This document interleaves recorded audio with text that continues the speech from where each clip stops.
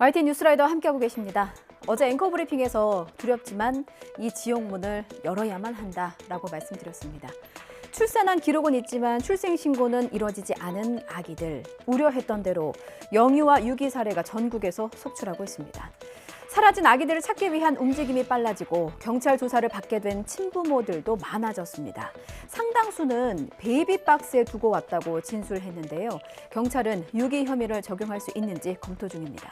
또 일부는 불법 입양을, 나머지는 사망했거나 행방을 알 수 없어 추적 중인데 무사하다, 잘 크고 있더라는 소식만을 애타게 기다리고 있습니다. 우종훈 기자의 보도입니다.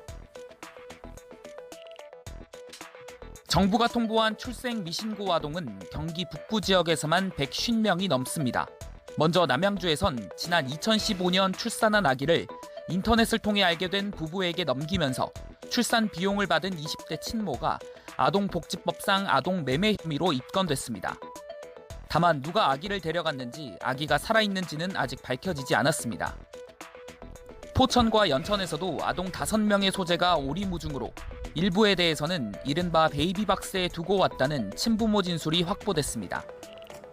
사라진 아기들이 증가하는 건 인천에서도 마찬가지입니다. 경찰이 소재 파악에 나선 8명 모두 친부모가 베이비박스에 두고 온 것으로 조사됐는데 생사가 확인된 건 8년 전 출생 직후 경기 군포에 있는 교회 베이비박스에 맡겨진 1명뿐입니다. 아동 학대치사 혐의로 구속된 경기 수원시 20대 친모는 한 차례 진술을 번복한 뒤 모호한 입장을 유지하는 것으로 알려졌습니다. 프로파일러까지 투입한 경찰은 살아있는 아기를 대전 유성구병원 인근 하천에 두고 왔다는 진술이 지금으로서는 가장 신빙성이 있다고 판단하고 있습니다. 현재도 경찰에는 지자체 수사 의뢰가 들어오는 만큼 행방을 찾아야 하는 아이들의 숫자는 계속 늘어날 전망입니다. 그 어느 때보다 아기들이 눈에 밟히는 요즘인데요. 훈훈한 소식도 하나 준비했습니다. 포동포동 살이 오른 얼굴이 너무나 귀엽습니다. 날마다 크느라 애쓰는 백일둥이의 모습인데요. 부모는 아기의 100일을 맞아서 이웃에 떡과 과일을 돌렸습니다. 그리고 불철주야 애쓰시는 경비 아저씨께도 드렸죠. 그러다 띵동. 잠시 후에 벨이 울려서 나가보니 경비 아저씨께서 손수 축하 메시지를 적으신 봉투 하나를 건네시더니 뒤도 안 돌아보고 그냥 가시더랍니다. 글 읽고 바쁜 아침에 마음이 참 몽글몽글해졌습니다. 영상 함께 보시겠습니다. 인터넷 게시글 작성자는요. 아이가 태어나서 100일까지 건강히 잘 큰 기념으로 100일상을 차렸고 음식을 이웃에 나눠드렸대요. 경비 아저씨께도 떡과 사과를 드렸더니 아이고 뭘 이런 걸 이렇게 하시며 감사하다고 받으셨더랍니다. 훈훈한 마음으로 돌아온 작성자, 잠시 후에 띵동 벨이 울리고 경비 아저씨께서 오셨습니다. 손글씨로 축 100일이라고 쓴 봉투를 쑥 내미시더래요. 봉투를 한사코 거절해도 이거 얼마 안 된다. 아기 100일 음식은 그냥 먹는 거 아니라면서 뒤도 안 돌아보고 가시더랍니다. 봉투 속에는 10,000원이 들어있었습니다. 작성자에게는 10만 원, 100만 원과 같은 느낌이었다며 돌아가신 아버지가 생각이나 울컥했다고 전했습니다.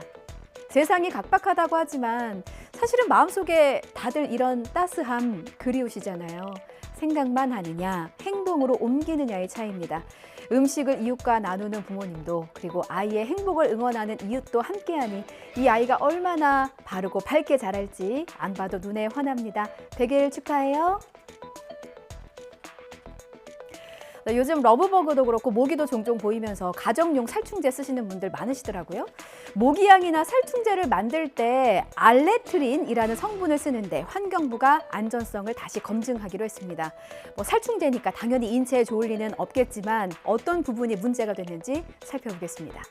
자, 먼저 알레트린은 1949년 미국에서 개발된 살충제입니다. 미국, 호주, 아시아 등 여러 국가에서 사용되고 있고요. 우리나라에서는 불을 붙여서 쓰는 코일형 모기향이나 일부 전자모기향, 또 에어로졸 살충제 등에 사용되고 있습니다. 유럽과는 달리 스프레이나 액상 훈증의 경우에는 국내 제품에서는 사용하지 않는 것으로 조사됐어요. 지난해 12월 생활화학제품 및 살생물제 관리위원회는 알레트린을 포함해서 살생물 물질 48종의 국내 사용을 최종 승인했습니다. 그런데 지난 3월 유럽화학물질청의 판단은 달랐어요. 알레트린이 햇빛에 노출될 때 나오는 분해산물이 위험할 가능성이 있다면서 알레트린 사용을 최종 승인하지 않은 거죠. 우리나라 환경부는 유럽화학물질청의 평가 방법에 한계가 있다고 보고 추가로 알레트린의 안정성을 다시 검증하기로 한 겁니다. 올해 안에 결론을 내고 후속 조치 여부를 결정할 방침이라고 하네요. 먼저 사진 한 장 좀 보여드리겠습니다. 노점에서 파는 붕어빵과 만두입니다. 한류 열풍 때문에 외국인들에게도 인기 만점인 간식이에요. YTN 취재기자가 이렇게 붕어빵 4개, 만두 3개를 샀습니다. 이거 모두 합해서 얼마게요? 이거 딱 보니까 슈크림 붕어빵도 아닌데 명동에서 이 만두와 붕어빵 사고 10,000원을 줬다고 합니다. 붕어빵 4개에 5,000원, 만두 3개에 5,000원이라는 소리예요. 명동이 모처럼 붐빈다는데 이거 마른 우물에 마중물을 붓지는 못할 망정 지갑이 쉽게 열리겠습니까? 그런데 관광지 물가의 고공행진, 어디 명동뿐이겠나 싶습니다. 윤웅선 기자의 보도입니다. 올해 1분기 국내를 찾은 외국인 관광객은 170만 명. 지난해 같은 기간과 비교해 5배 이상으로 크게 늘었습니다.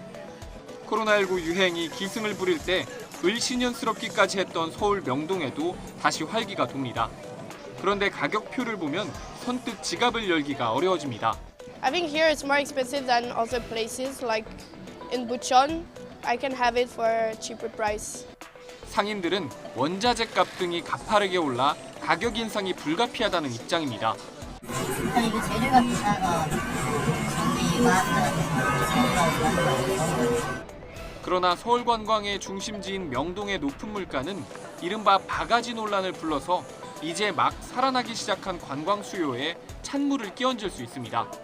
바가지 요금이나 이런 부분으로 일시적인 어떤 그 이미지를 흐릴 때는 그 지속적 성장이 쉽지 않다. 가격이나 이런 부분에서도 이미지가 나빠지지 않도록. 이런 가운데 서울 중구청은 노점상들이 받는 가격을 법적으로 강제할 수는 없다고 설명했습니다.